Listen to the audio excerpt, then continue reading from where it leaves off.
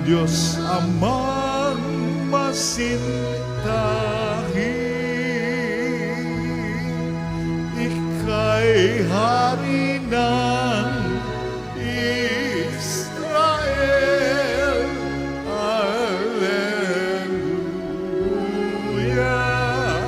alleluia.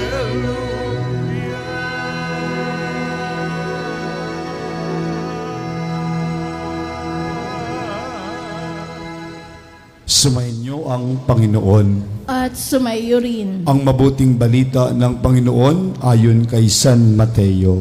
Papuri sa iyo, Panginoon. Matapos mabusog ang mga tao, agad pinasakay ni Jesus sa bangka ang kanyang mga alagad at pinauna sa kabilang ibayo, samantalang pinauuwi niya ang mga tao. Pagkaalis ng mga ito, umahon siya sa burol upang manalangin. Nag-iisa siyang inabot doon ng gabi. Samantalang nasa laot noon ang bangka at sinasalpok ng mga alon sapagkat pasalungat sa hangin. At nang madaling araw na sumunod sa kanila si Jesus na naglalakad sa ibabaw ng tubig. Kinalabutan sa takot ang mga alagad nang makita nilang may lumalakad sa ibabaw ng tubig. "Multo!" sigaw nila. Ngunit agad siyang nagsalita at sinabi sa kanila, "Huwag kayong matakot, si Jesus ito." At nagsalita si Pedro, "Panginoon, kung talagang kayo iyan, paririyanin niyo ako sa ibabaw ng tubig." Sumagot siya, "Halika." Kaya't lumunsad si Pedro sa bangka at lumakad sa ibabaw ng tubig palapit kay Jesus.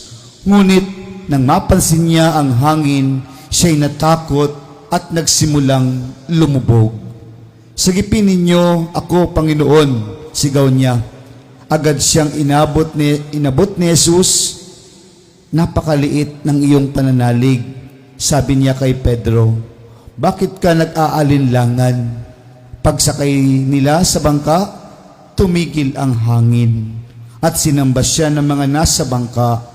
"Tunay na kayo ang anak ng Diyos," sabi nila. Tumawid sila sa lawa at dumaong sa Genesaret. Nakilala si Jesus ng mga taga roon. Agad nilang ipinamalita sa buong palibot ng lupaing iyon ang pagdating ni Jesus. Kaya't dinala nila sa kanya ang lahat ng may sakit.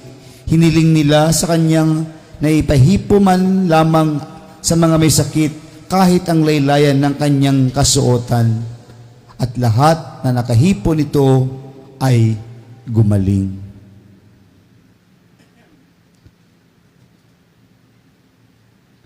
Mga kapatid, ang mabuting balita ng Panginoon.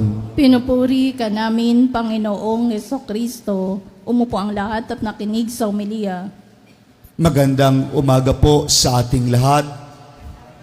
Sa pagpapatuloy po ng ating paglalakbay sa ika-18 linggo sa karaniwang panahon, at ngayong araw din ito ay ginugunita natin ang patron ng mga pari, si San Juan Maria Vianney.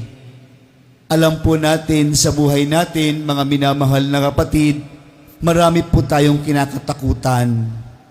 Takot tayong magkasakit, takot tayong mawalan ng mga bagay-bagay na minamahal at ating inaangkin ng lubos na nagbibigay sa atin ng kabuhayan. At minsan, mga minamahal na kapatid, ang takot na ito ay namamayani na palagi sa atin. Mga minamahal na kapatid, sa mga pagbasa ngayon, narinig po natin kung anong sinabi ng ating Panginoon kay Propeta Jeremias. Parang hindi ka nagagaling sa iyong karamdaman, sa iyong sugat. Tila bagay, mga minamahal na kapatid, wala ng pag-asa. Dahil may ginawa na masama si Jeremias. Kaya ito ang sinabi ng ating Panginoon sa kanya. Mga minamahal na kapatid, pero nandoon pa rin ang pagmamahal at pagmamalasakit ng ating Panginoon. Nandoon pa rin ang pagmamalasakit at pagkupkop ng Panginoon sa mga makasalanan o nagagawa o nakagawa ng kasalanan. Kaya mga minamahal na kapatid, tayo po ngayon ay pinapalahanan no kung ayaw po natin ng mga masamang ayaw natin na maranasan sa buhay, pagsumikapan po natin na tayo ay gumawa ng kabutihan. Ito lang naman ang paalala sa atin ng ating Panginoon araw-araw. Lahat tayo ay gustong mamuhay ng may kaayusan, may kaginawahan, at may kamatanagan sa buhay. Isa lang naman ang isang pinagagawa sa atin. Kung tayo gumagawa ng kabutihan, wala tayong ikakatatakot sa ating paglalakbay sa araw-araw na bigay na buhay ng Diyos. Dahil Siya ang nagbigay nito, talagang tayo'y aangkinin, tayo'y mamahalin at bibigyan ng lahat ng ating mga pangangailangan. Ngunit, tandaan natin, ang dapat nating gawin ay sundin ang kanyang kalooban. Kaya mga minamahal na kapatid, sa ating ebanghelyo, si Jesus ay naglakad sa ibabaw ng tubig. Bago roon, narinig po natin kahapon sa ating ebanghelyo, nagpakain siya ng napakaraming tao at nabusog. At yun nga, pakatapos pinauwi niya at pinalulan ang mga alagad sa bangka at pinatawid sa kabilang ibayo at nagpaiwan si Jesus para manalangin. At doon, nung gabing iyon, naglakad siya sa ibabaw ng tubig. Nung nakita ng mga alagad, parang kakaiba ito, naglalakad sa ibabaw ng tubig, anong sinigaw nila? Multo! Pero si Jesus, agad-agad kayang sinabi, ako ito, huwag kayong matakot. Pag tayo natatakot, agad, sinasagip tayo ng ating Panginoon. Kaya nga sabi ni Jesus, ako ito, si Jesus ito, huwag kayong matakot. At si Pedro ay parang sumubok, Lord, ikaw yan, papuntahin mo po ako dyan. Sabi ni Jesus, halika. Ang pagtawag ni Jesus, halika. At iyon, nagsimula si Pedrong naglakad sa tubig. Ngunit nung napansin ang malakas na hangin at doon siya nakatuon, unti-unti siyang lumulubog. Anong sinabi ni Jesus sa kanya? Napakalit ng iyong pananalig. Mga minamahal na kapatid, anong ibig sabihin nito para sa atin? Si Pedro, nung nakatuon sa malakas na hangin, unti-unting lumubog. Sa atin din mga buhay, karaniwan, maraming mga pagsubok, maraming mga unos. Pag iyan ang ating pinagtuunan sa buhay, unti-unti tayong lulubog din. Unti-unting mawawalan tayo ng pananampalataya. Sa simula, nandun yung panghihina. Ito po'y pangkaraniwan na nangyayari sa ating buhay bilang mga tao. Pag may mga unos, pag may mga pagsubok, may mga sakit at karamdaman na taglay, hindi man ikaw o mahal sa buhay, marami tayong mga agam-agam at pagtanong sa ating Panginoon. Oo, sumusunod tayo, nagsisimba tayo, nananalangin tayo, pero bakit ganoon, Panginoon, ang nangyayari? At doon, nakatuon tayo doon sa mga pagsubok. Kaya unti-unti tayong nawawalan ng pananampalataya kung minsan. Totoo, nandoon yan. Nandyan yan. Pero dapat nakatuon tayo sa Panginoon. Kaya nga, nung tumawid si Jesus sa ibayo, nakurating sa Nazaret, nabalitaan ng napakaraming tao at napimalita sa buong lugar na iyon.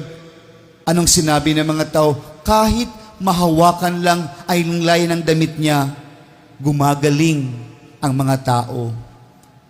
Nawa mga minamahal na kapatid, ito ang ating pananampalataya. Ang buhay ay nakatuon dapat sa ating Panginoon. Taglay ang malakas na pananampalataya. Marami tayong takot, marami tayong mga agam-agam, marami tayong mga alinlangan, pero hindi ito ang ating layunin sa pang-araw-araw nating buhay. Ang ating layunin ay nakatuon sa ating Panginoon.